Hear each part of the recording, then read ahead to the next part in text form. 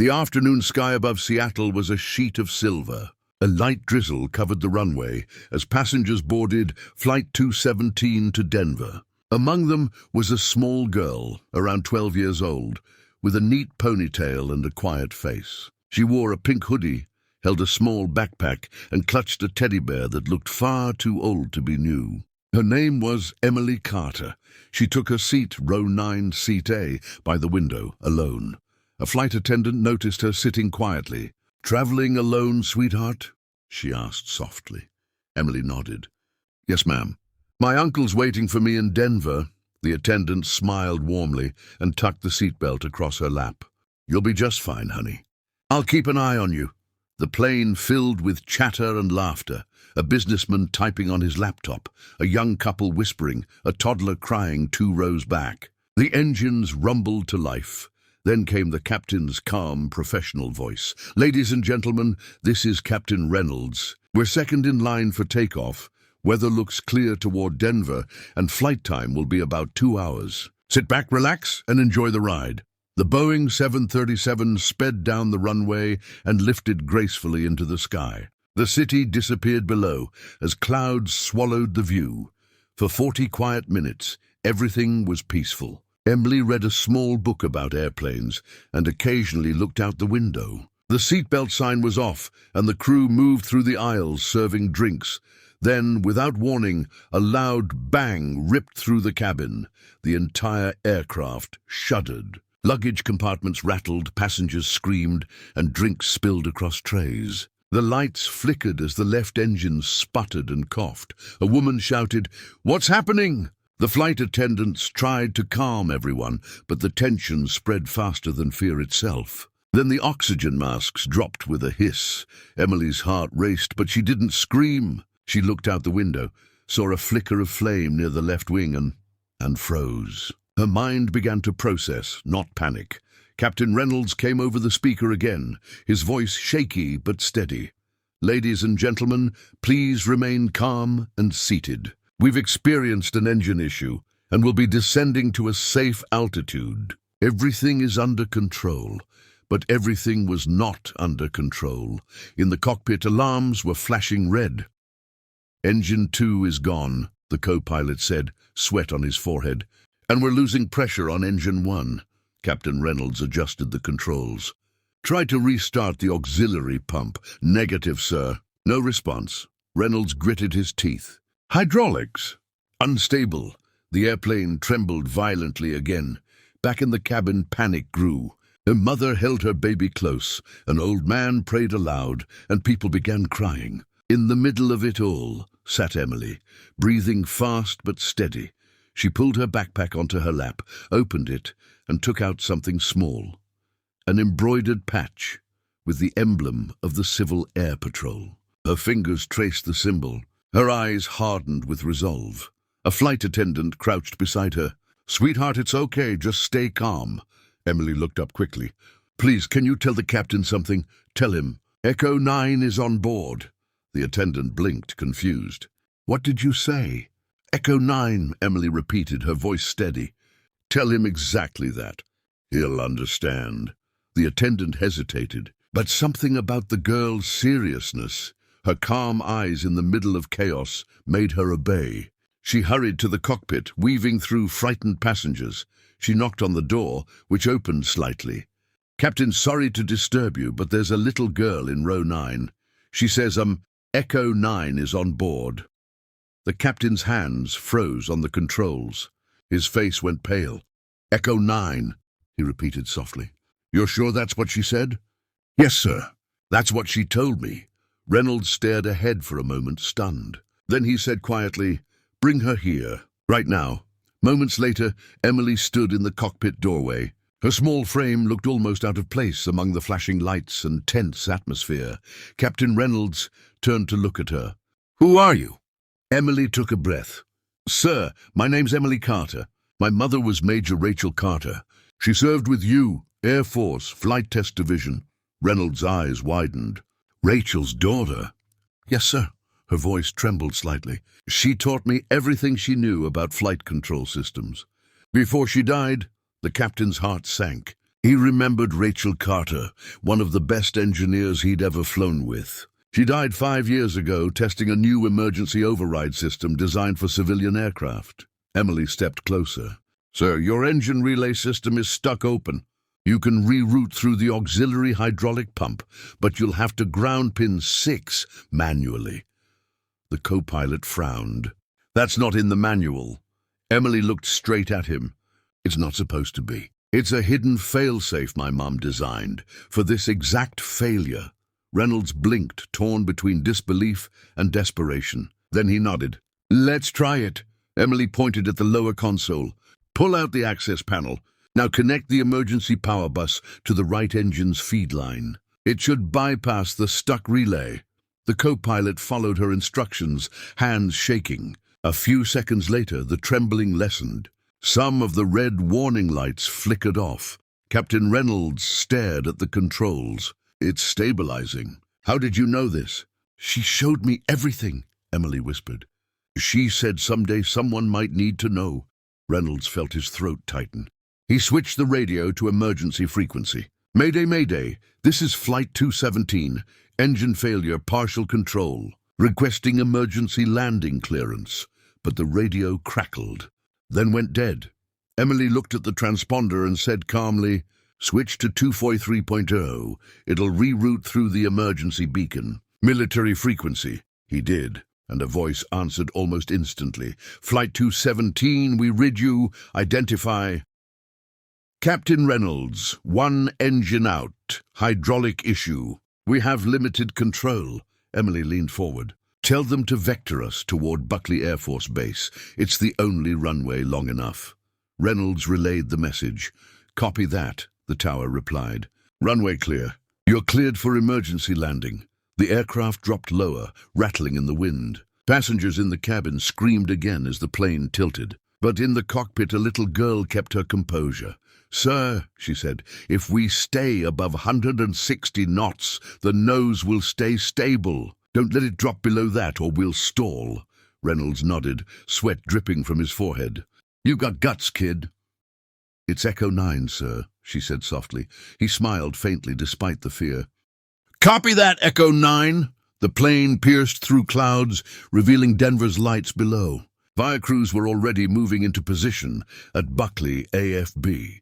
As the runway lights came into view, Reynolds whispered, "Brace for impact."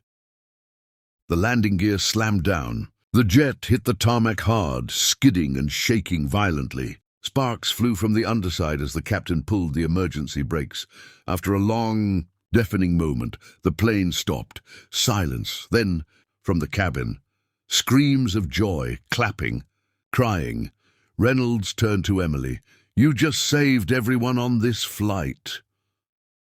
But Emily's eyes were on the window. She saw flames flickering near the damaged wing, fuel leaking fast. She whispered, "We're not safe yet." And before anyone could react, a small explosion rocked the left side of the plane. The nightmare wasn't over. The explosion rocked the entire left side of the plane. The passengers screamed as flames burst from the wing, and thick black smoke started seeping into the cabin. Captain Reynolds and the co-pilot instantly threw off their harnesses. "Evacuate!" "Evacuate!" Reynolds shouted into the intercom. But Emily was already moving. She grabbed a small fire extinguisher mounted beside the cockpit door and bolted toward the main cabin. The flight attendants were trying to keep people calm, but panic had already taken over. "Everyone, unbuckle your seatbelts and move to the right exit," one attendant yelled. People stumbled, crying and coughing as smoke thickened. The emergency doors hissed open, and yellow slides inflated outside. Emily ran down the aisle, eyes burning. Flames licked the windows on the left side. She shouted, "Don't use the left exits. The fire's too close." A man tried to open a window exit near row 10, but she grabbed his arm. "Stop, that side will blow," she said sharply. He froze, realizing the heat coming from the window. Captain Reynolds appeared behind her, coughing. "We've got about 2 minutes before that fuel line catches." Emily turned to him. "We need to cut power to the left wing's auxiliary line. It's still feeding the fire." He looked at her in disbelief. That's in the belly panel. You can't reach that without crawling under the—" But she was already gone. Emily sprinted toward the rear of the aircraft, passing frightened passengers sliding down to safety. Smoke burned her lungs. She found the maintenance hatch near the galley and yanked it open. The metal was hot to the touch, but she climbed down anyway, coughing. Sparks crackled from the wiring. She found the auxiliary line, a thick silver cable marked in red. "Mom, you better be right," she whispered, and pulled the lever down with all her strength. A loud click echoed through the fuselage. The faint roar of fire softened outside as the fuel feed shut down. Up top, Captain Reynolds saw the flames die slightly. "She did it," he whispered in shock. Emily climbed back out, her face smeared with soot. Her small hands were shaking. The captain grabbed her shoulders. "Kid, Echo 9, you just saved this plane again." But she shook her head. "We're not done yet. The left landing gear is jammed in place. If it collapses, the wing could tip and spread the fire." Firefighters were already racing toward them, spraying foam on the burning wing. Passengers slid down the emergency chutes, some limping, others crying with relief. Captain Reynolds and Emily helped the last few people out. A woman with a baby sobbed, holding Emily's hand. "You're an angel, sweetheart," Emily smiled faintly. "Just doing what my mom taught me."